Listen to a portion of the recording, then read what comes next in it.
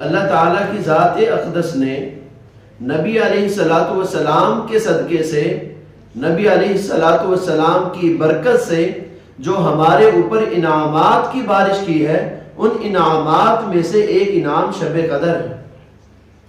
اب یہ شب قدر ایک رات میں عبادت کا ثواب وہ 1000 مہینے سے زیادہ ہے۔ اگر 1000 مہینے کا حساب لگایا جائے تو وہ 83 سال بنتے ہیں۔ 83 سال کی عبادت کا ثواب ملتا ہے اگر شب قدر کی عبادت نصیب ہو جائے تو۔ یہ انعام ہمیں کیسے ملا کہ انسان کم عمر میں زیادہ عبادت کر سکتا ہے؟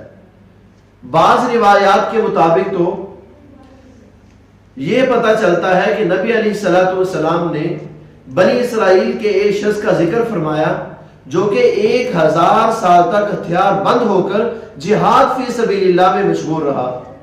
جب صحابہ کرام نے یہ بات سنی تو ان کو بڑا تعجب ہوا کہ ہماری تو عمریں ہی بہت کم ہیں، ہم کیسے 1000 سال تک اللہ کی عبادت میں مصروف رہ سکتے ہیں؟ ہم تو پہلی امتوں سے آگے نہیں بڑھ سکتے، کیونکہ پہلی امتوں کی عمریں زیادہ تھیں، ہماری عمریں کم ہیں، ہم ان سے آگے عبادت میں نہیں بڑھ سکتے۔ جی توجہ سے کہ بعض روایات کے مطابق نبی علیہ الصلوۃ والسلام نے چند انبیاء کرام علیہ الصلوۃ والسلام کا تذکرہ فرمایا کہ جنہوں نے 80 سال تک اللہ تعالیٰ کی ایسی عبادت کی ہے کہ پلک تک نہیں جھپکی۔ اور بعض روایات کے مطابق نبی علیہ الصلوۃ والسلام کو خود احساس ہوا کہ میری امت کی عمریں کم ہیں، پہلی امتوں کی عمریں زیادہ تھی، تو کہیں ایسا نہ ہو کہ عمروں کے کم ہونے کی وجہ سے میری امت ثواب سے محروم ہو جائے۔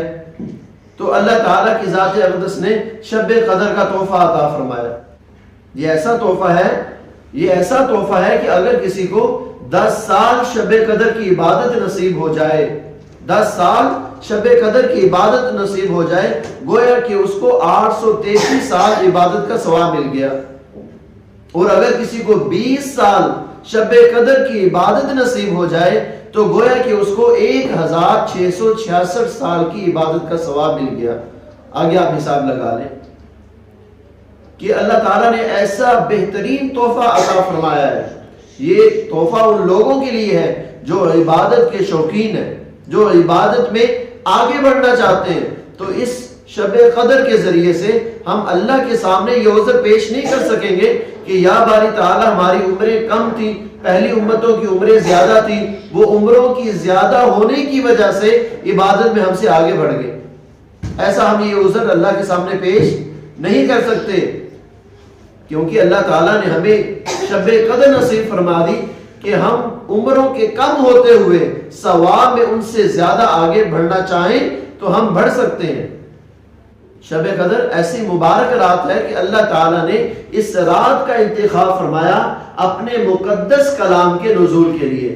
سورہ قدر کی پہلی آیت مبارکہ انا انزلناہ فی لیلۃ القدر، اللہ فرماتے ہیں کہ ہم نے قرآن کریم کو شب قدر میں نازل فرمایا۔ مفسرین کرام نے یہ بات بالکل واضح کی ہے کہ اللہ رب العزت نے لوح محفوظ سے قرآن کریم بیت العزت پر یعنی آسمانی دنیا پر شب قدر میں نازل فرمایا، پھر بیت العزت سے نبی علیہ الصلوۃ والسلام کے قلب اطہر پر 23 سال میں موقع کے مناسبت سے قرآن کریم کا نزول ہوا۔